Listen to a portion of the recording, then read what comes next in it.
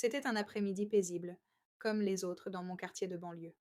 Le soleil était chaud, projetant des rayons dorés sur les pelouses impeccablement tondues et les clôtures blanches. Je venais de terminer ma tasse habituelle de tisane à la camomille, savourant la tranquillité de cette journée. La vie s'était installée dans un rythme prévisible depuis le décès de mon mari, il y a 5 ans. Bien que je chérisse cette paix, il y avait des jours où le silence me pesait. On frappa à ma porte et je sursautai. Je n'attendais personne. En ouvrant, je découvris Daniel, mon voisin, l'air plus anxieux que d'habitude. Daniel était un homme charmant d'une quarantaine d'années, avec un regard bienveillant et une assurance naturelle. Nous échangions toujours quelques mots aimables, parlant parfois du temps qu'il faisait ou de notre passion commune pour le jardinage, mais c'était la première fois qu'il venait chez moi à l'improviste. Salut Claire, commença-t-il d'une voix douce mais ferme. J'espère que je ne te dérange pas. Pas du tout, répondis-je en lui faisant signe d'entrer. Qu'est-ce que tu es là? Il hésita, jetant un coup d'œil par-dessus son épaule, comme pour s'assurer que personne ne le regardait. Lorsqu'il entra enfin, son regard passa d'un ton désinvolte à quelque chose de bien plus profond. C'était un mélange de vulnérabilité et d'urgence que je ne pouvais ignorer. J'ai besoin de ton aide, dit-il en passant une main dans ses cheveux soigneusement coupés. C'est quelque chose de personnel. Je le conduisis au canapé, la curiosité piquée en moi. Bien sûr, Daniel. Qu'est-ce qui te préoccupe? Il s'assit, les mains jointes, et prit une profonde inspiration. Je sais que nous ne nous connaissons pas très bien, mais j'ai toujours admiré votre force.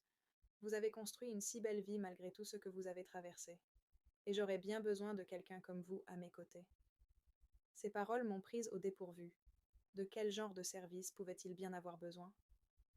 Daniel m'a expliqué sa situation avec un mélange d'appréhension et d'espoir. Il avait une sœur cadette, Émilie, qui traversait un divorce difficile. Émilie avait toujours admiré Daniel et comptait sur lui pour la soutenir. Mais cette fois, sa situation exigeait une présence bienveillante. Il pensait que mon expérience de la vie et ma sagesse pourraient lui apporter les conseils dont elle avait besoin. Elle est fragile en ce moment, a admis Daniel. Et je pense qu'entendre le témoignage de quelqu'un qui a traversé des épreuves et en est ressorti plus fort pourrait vraiment l'aider.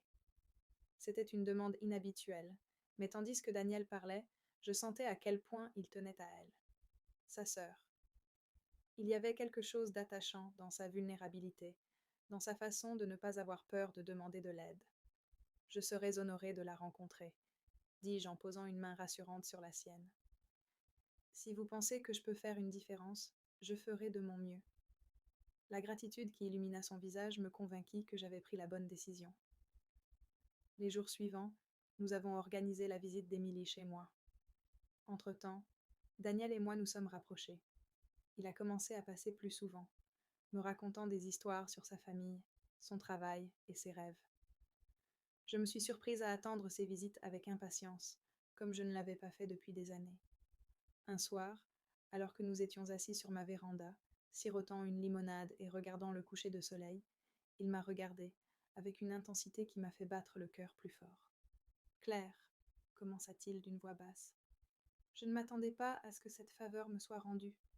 Nous nous sommes rapprochés. Mais c'était agréable, n'est-ce pas? J'ai hoché la tête, ne sachant pas quoi dire. Il y avait une chaleur entre nous, quelque chose d'indicible, mais indéniablement présent. La visite d'Émilie s'est avérée être un tournant, non seulement pour elle, mais aussi pour moi. Elle est arrivée chez moi un après-midi, timide et incertaine, mais tandis que nous étions assises ensemble à discuter, j'ai vu sa confiance commencer à s'épanouir. Nous avons partagé des histoires de résilience et d'espoir, et au moment où elle est partie, j'avais l'impression d'avoir gagné une amie. Mais c'est la réaction de Daniel qui m'a vraiment marquée. Lorsqu'il est passé voir Émilie, sa gratitude était manifeste. Il m'a serré fort dans ses bras, s'attardant un peu plus longtemps que nécessaire. Merci Claire, dit-il, la voix chargée d'émotion.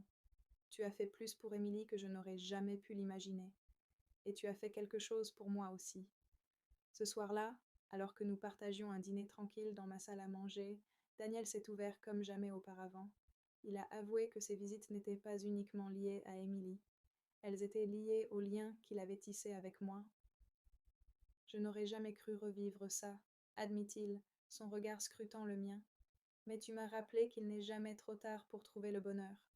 J'étais stupéfaite, mais en le regardant dans les yeux, j'ai réalisé que je ressentais la même chose. Les moments partagés, les rires, les conversations à voix basse avaient réveillé en moi quelque chose que je croyais éteint depuis longtemps. Ce soir-là, sous la douce lueur du lustre de ma salle à manger, nous avons échangé notre premier baiser. Il était tendre et hésitant, mais il portait la promesse de quelque chose de magnifique. Dans les semaines qui suivirent, Daniel et moi avons commencé à explorer ce nouveau chapitre de notre vie. Il n'a pas toujours été facile de concilier nos histoires et nos attentes, mais cela en valait, chaque Émilie continuait de s'épanouir, et nous aussi. Avec le recul, je réalise que la faveur que Daniel m'a demandée ne visait pas seulement à aider sa sœur, il s'agissait de nous aider tous les deux à trouver le courage d'embrasser à nouveau la possibilité de l'amour. Et ce faisant, nous avons découvert que parfois, les demandes les plus inattendues peuvent mener aux voyages les plus extraordinaires.